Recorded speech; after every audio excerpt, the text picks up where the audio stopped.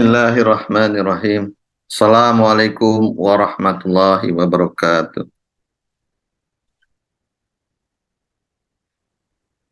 Innal hamdalillah nahmaduhu wa nasta'inuhu wa nastaghfiruhu wa na'udzu billahi min sururi anfusina wa min sayyiati a'malina. Man yahdihillahu fala mudhillalah wa may yudlillahu fala hadiyalah.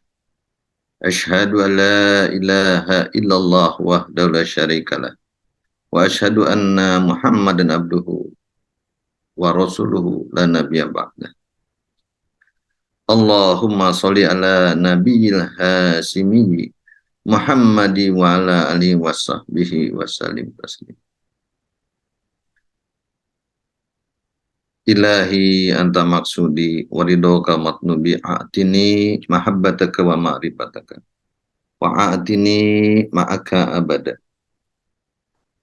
Ashabal fadilah wa karamah ahli silsilah tariqah khadiyah sabandiyah mahad surilaya wabil khusus murabina wa mursyidina bi hadha zaman Syekh Muhammad Abdul Qasim Mas'ud Qaddas Sirah Al-Fatihah. A'udzu billahi minasyaitonir rajim. Bismillahirrahmanirrahim. Alhamdulillahirabbil alamin arrahmanir rahim maliki yaumiddin.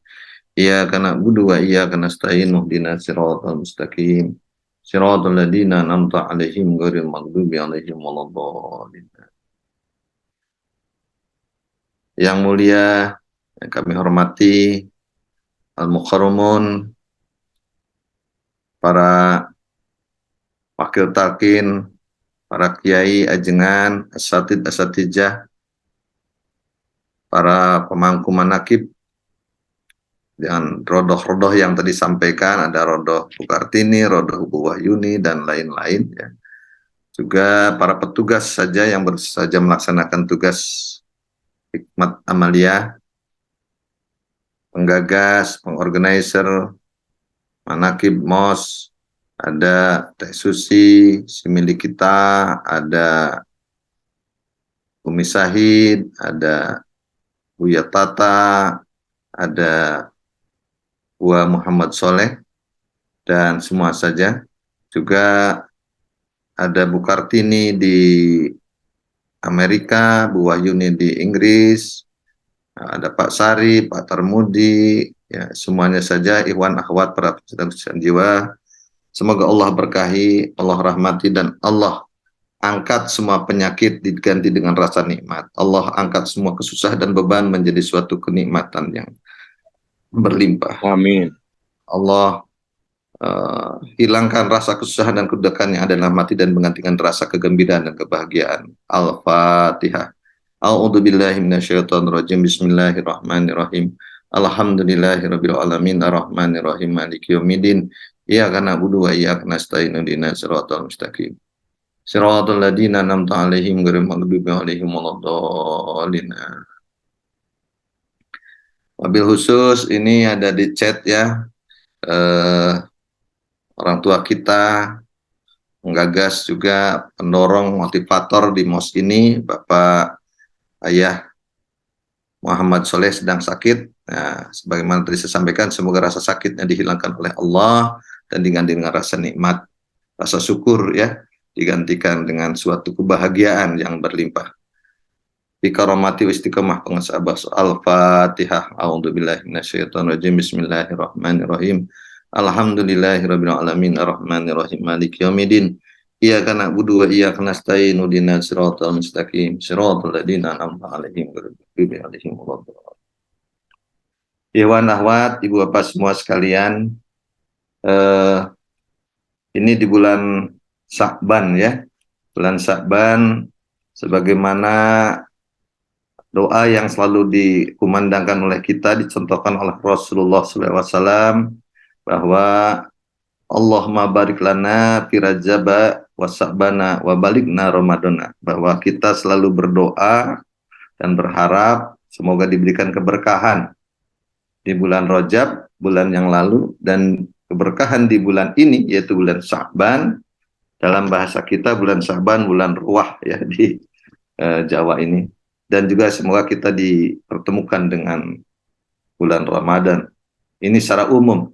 Kalau kita yang sudah tergabung dalam Thariqah Naqsabandiyah Mahajudilaya di bawah bimbingan Guru Agung Pangsa Baos, semua bulan adalah Ramadan ya. Di Sya'ban ini adalah bulan ke-8 dalam hitungan Hijriah dan merupakan bulan ke-12 dalam kalender Sirna Rasa ya, bulan ke-12. Ramadan ke-12, Ramadan ke-12. Alhamdulillah. Nah, dalam kesempatan ini saya ingin mengambil terkait dengan Sya'ban, tapi tidak membahas tentang qadha'i suhur ya. Sya'ban ini kenapa sih kita bahkan dianjurkan tadi berdoa sebagaimana sering kita ucapkan Allahumma barik lana fi Rajab wa Sya'ban. Kita ada keberkahan. Ada apa di peristiwa Sya'ban? Ternyata bulan Sya'ban ini sebetulnya sangat erat kaitannya juga dengan thariqah kita, thariqah Qadhiyah Naqsabandiyah Mahajudilaya, yaitu dengan terkait dengan ahli silsilah. Jadi di bulan Sya'ban tahun keempat Hijriah itu Allah hadirkan ke alam mulki ini, ke alam dunia ini adalah ahli silsilah ke-5 ya, yaitu Sayyidina Husain radhiyallahu an, itu lahir dari ibunda Siti Fatimah radhiyallahu an. Dia lahir tepatnya pada tanggal 3 Sya'ban 4 Hijriah. Jadi bulan Sya'ban ini juga sekaligus sebetulnya kita ya, bulan ini adalah sekaligus dalam rangka maulid terhadap ahli silsilah ke-5, yaitu Sayyidina Husain radhiyallahu an. Dan di bulan Sya'ban ini banyak juga hal-hal yang saya kira perlu kita pahami, kita ketahui bersama bahwa di antara 5 rukun Islam yang kita amalkan dalam syariat rukun Islam ada membaca syahadat asyhadu alla ilaha illallah wa asyhadu anna Muhammadar Rasulullah, lalu melaksanakan perintah sholat 5 waktu, menunaikan ibadah zakat, melaksanakan puasa dan berhaji. Ini adalah salah satu perintahnya dari ke-5 rukun Islam tadi, yaitu turun di bulan Sya'ban. Di bulan Sya'ban. Yaitu perintah sebagaimana Allah berfirman dalam surat Al-Baqarah ayat 183. Ini ayatnya sudah masyhur, semua udah paham ya. Dan biasanya banyak dibahas kalau nanti menjelang bulan Ramadan. Yaitu A'udzubillahi minasyaitonirrajim. Bismillahirrahmanirrahim. Kutib ya ayyuhalladzina amanu kutiba alaikumusiyam kama kutiba alal ladzina min qablikum la'allakum tattaqun. Jadi ini adalah ayat Al-Qur'an yang dimana diturunkan di bulan Sya'ban, yaitu kita diperintahkannya, diwajibkan untuk melaksanakan ibadah saum di bulan Ramadan. Ya, bulan Ramadan. Ini turun di tahun kedua Hijriah. Jadi alhamdulillah. Ini kenapa? Dan ini barangkali tepat sekali ya. Jadi Sya'ban karena bulan depan kita menghadapi Ramadan. Nah, secara umum yang diwajibkan Ramadan dalam arti ada kewajiban kita melaksanakan puasa syariat. Nah, puasa syariat selama 1 bulan penuh di bulan Ramadan Hijriah. Jadi ini adalah hal yang kedua yang harus kita syukuri dan harus kita pahami, sesuatu yang agung yang terkait dengan amaliyah kita di dalam Thariqah Qadhiyah Naqsabandiyah Mahajudilaya. Yang ketiga, ini memang ada kaitannya dengan perintah rukun Islam kedua, yaitu sholat. Ya, jadi waktu Nabi menerima anjuran perintah sholat itu kan ya arah kiblatnya. Nah itu kiblat. Ini terkait dengan adanya kiblatain. Nah, mungkin Bapak Ibu ikhwan akhwat yang pernah melaksanakan umroh kemudian di Madinah sempat ziarah ke Masjid Kiblatain itu ya. Nah, itulah ada peristiwa di mana Rasulullah SAW melaksanakan sholat 2 kali, 2 arah, maksudnya 2 arah.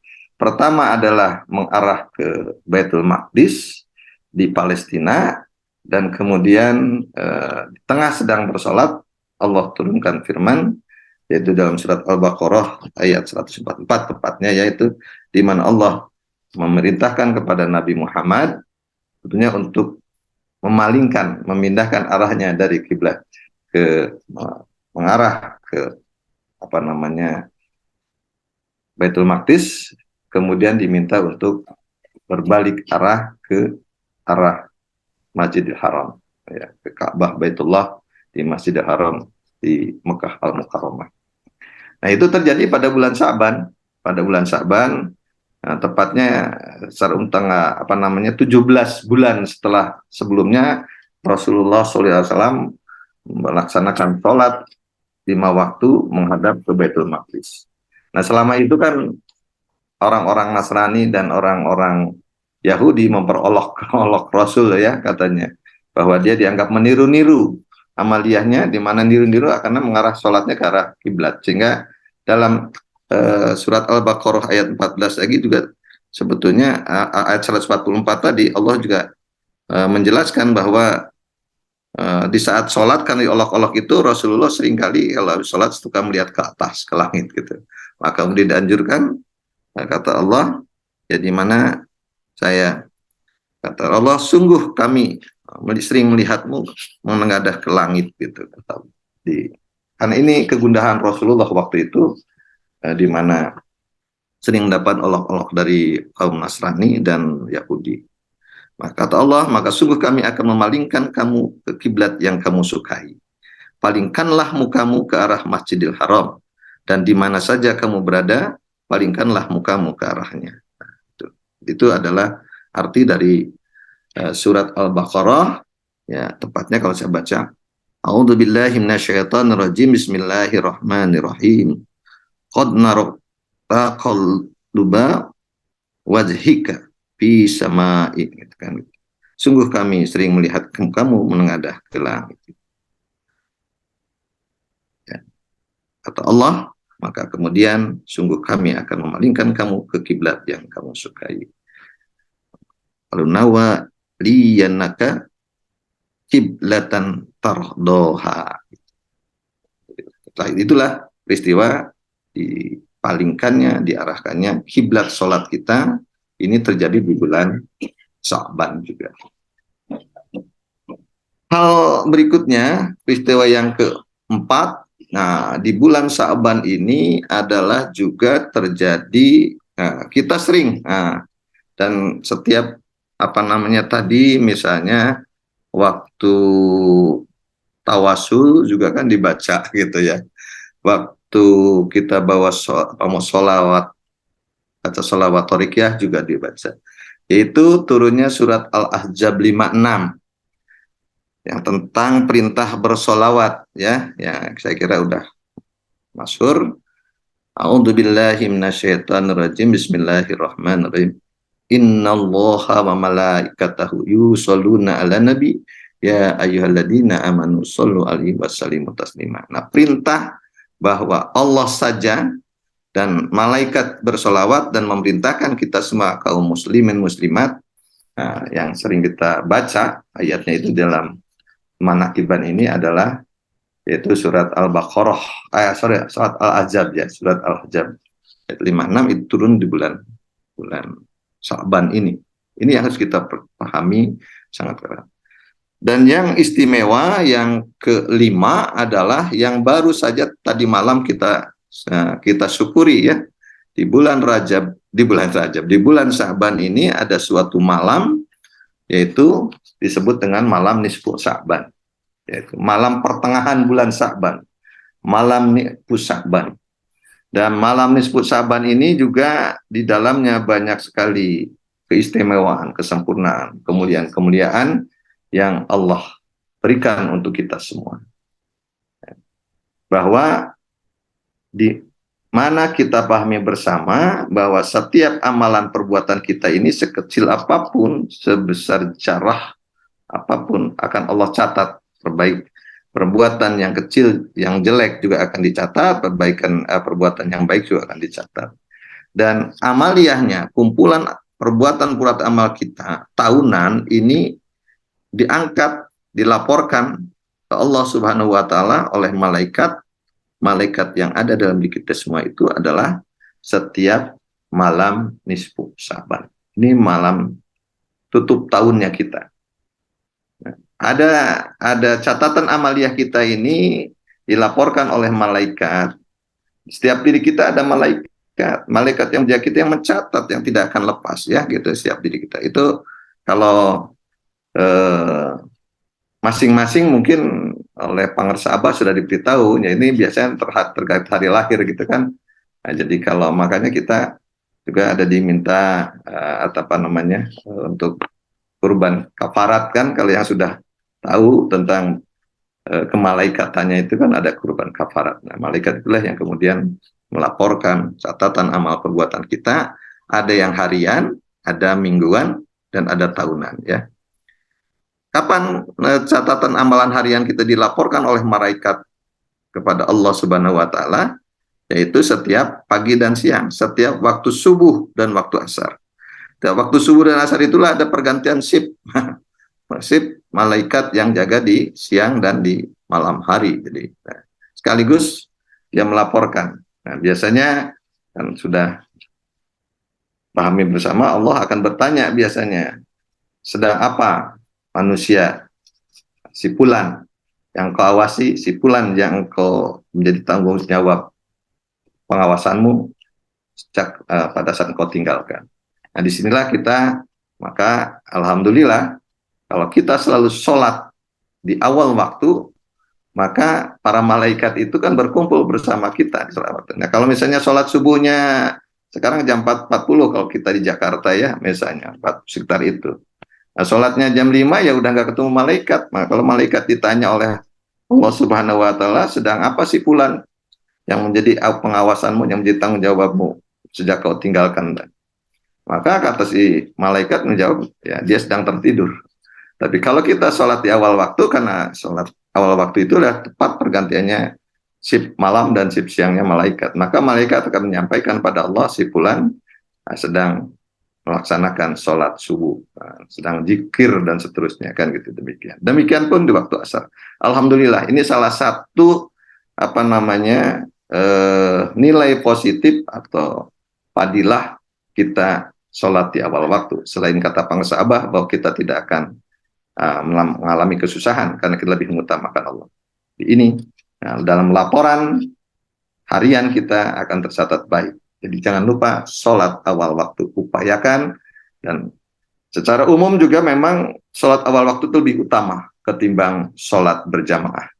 Maksudnya kalau misalnya kita punya kesempatan sholat di awal waktu tapi tidak bisa berjamaah, dan kalau kita hanya bisa berjamaah tapi di tepat waktu, maka lebih utama sholat di awal waktu. Nah, itu jadi. Kalau berjamaahnya nunggu 15 menit lagi, maka lebih baik kita di awal waktu sholat. Karena di sholat di awal waktu juga secara hakikatnya kita berjamaah dengan mursyid kita.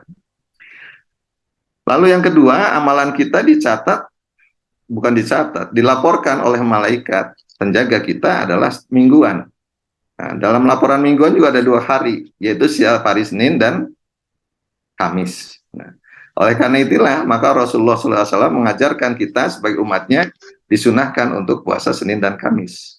Kenapa dianjurkan Senin Kamis? Karena Senin dan Kamis itu adalah dilaporkannya amaliah kita mingguan oleh malaikat penjaga kita kepada Allah Subhanahu wa taala.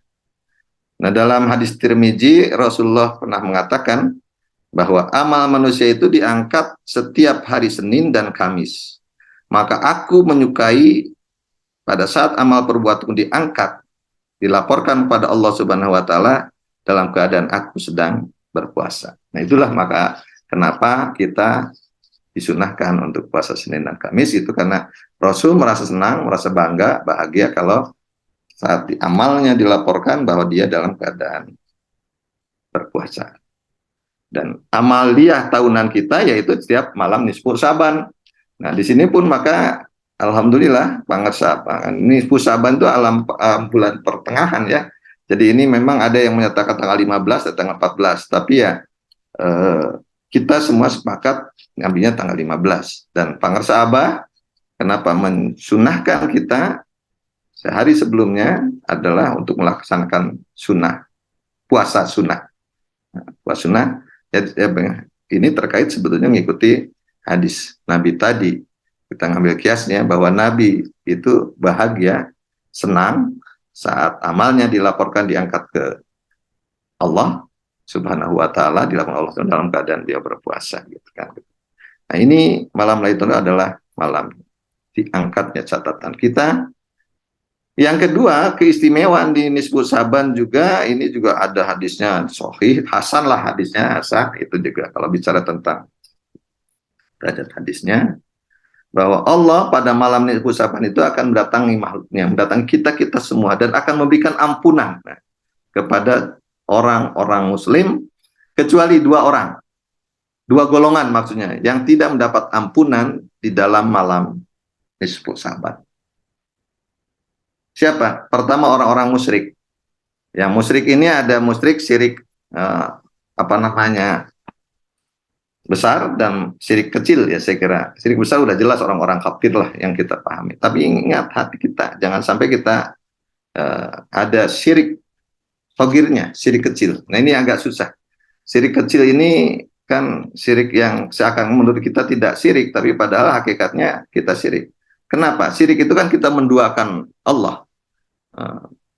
Ya apa namanya, kalau orang yang nikah poligami itu ya mempoligami gitu, mempoligami Allah, menduakan, menigakan Allah. Dan menduakan, menigakan Allah itu adalah artinya bahwa kita mementingkan ada selain Allah. Jadi la ilaha illallahnya ini ingat, ini sebetulnya sesuatu yang katakannya yang sering kita katakan, makanya pangarsa abah salah satu ujian atau indikator yang kita lihat. Apakah kalau Allah berseru untuk Allahu Akbar, dengan kemudian ada panggilan, ada sinet di televisi, ada sinetron apa nih namanya, misalnya cinta di atas cinta gitu. Lagi seru-serunya, kita kembali datang ke masjid, datang ke sajadah untuk sujud, atau kita tetap di depan TV gitu. Nah, kalau kita lebih mementingkan sinetron dengan TV, nah ini dipertanyaan, ini adalah syirik sogir ya. Syirik sogir itu yang ini hal-hal yang harus kita belajar bersama. Saya juga mengingatkan untuk diri saya sendiri. Ini contoh yang nontonnya senang sinetron untuk ibu-ibu. Bapak-bapak juga yang senang bola sama saja, kita nonton bola. Atau keasikan ngobrol kan ada tamu. Nah, kita malah melayani tamu, bukannya tamu diajak sholat misalnya, ini juga sama. Jadi ini syirik sogir ya. Nah, yang kedua, orang-orang yang tidak mendapat ampunan itu adalah orang-orang yang musahin.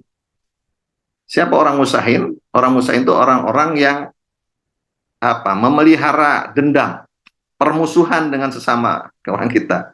Ya, janganlah bermusuhan dengan adik, dengan saudara. Kan banyak sekali kadang-kadang gara-gara warisan, bahkan berbulan-bulan, bertahun-tahun. Ini tidak mendapatkan dengan teman misalnya, karena dipinjemin uangnya, janji dibayar misalnya seminggu, udah 5 bulan nggak dibayar-bayar, jadi kemudian muncul dendam gitu. Ini yang tidak boleh. Nah, ini yang tidak mendapat ampunan Allah. Jadi orang-orang tadi, orang-orang yang musyrik dan orang-orang yang musahin. Jadi itu semua manusia, maka diharapkan di malam ini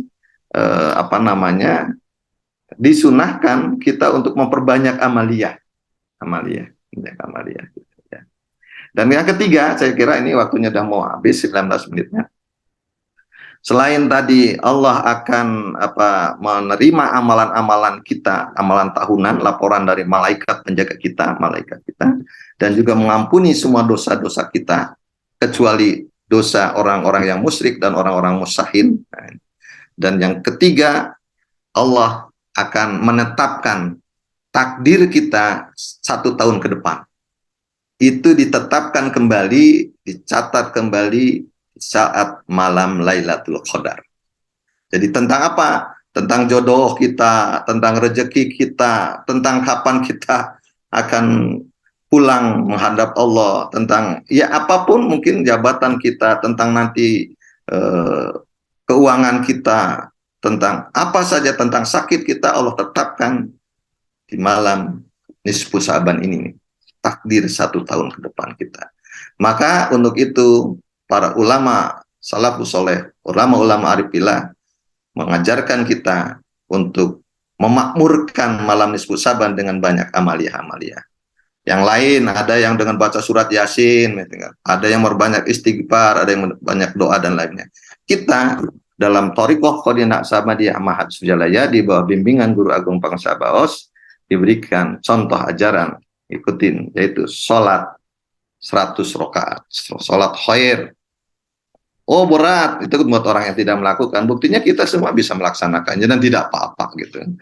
Nah, melaksanakan sholat 100 rakaat itu hanya tidak lebih dari jam 9.